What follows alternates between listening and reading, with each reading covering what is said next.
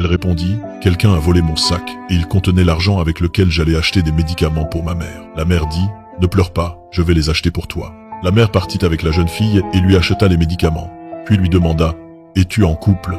La jeune fille répondit, « Non, je ne le suis pas. » La mère dit, « Bien, demain je viendrai vous rendre visite. » La mère rentra et appela son fils pour lui annoncer, « J'ai trouvé une jeune fille gentille et belle qui te conviendrait parfaitement. » Le fils répondit, « Très bien maman, demain je t'enverrai de l'argent pour que tu ailles officiellement demander sa main.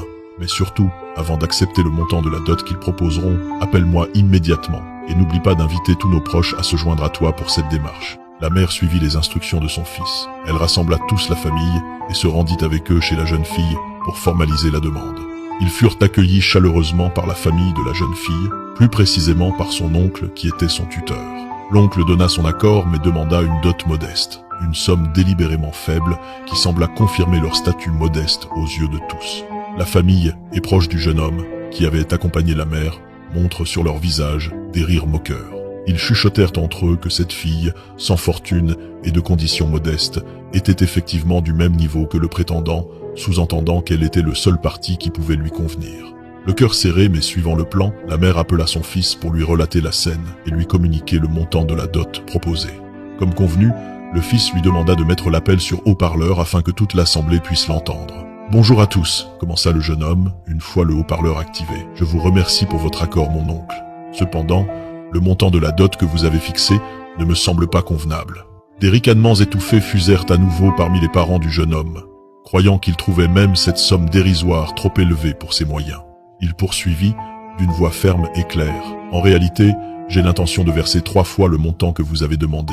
Je prendrai intégralement en charge l'organisation d'une cérémonie digne de ce nom qui se déroulera une fois que j'aurai fini d'aménager notre résidence, ici, en Suisse, où je vis. En effet, ma mère, mon épouse et moi-même y vivrons ensemble pour le reste de nos jours. Je suis associé dans 2 sociétés d'investissement et je ne peux délaisser mes affaires là-bas. » La stupéfaction fut totale. Les visages des parents moqueurs se figèrent, remplacés par l'incrédulité et un regret cuisant.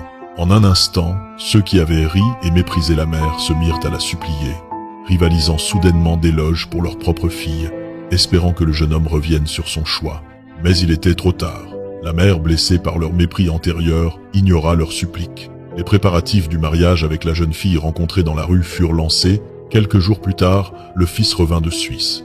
Il vint chercher sa mère et son épouse et les emmena avec lui pour commencer une nouvelle vie. Le jeune homme avait délibérément caché sa réussite pour tester la sincérité et la générosité de sa famille.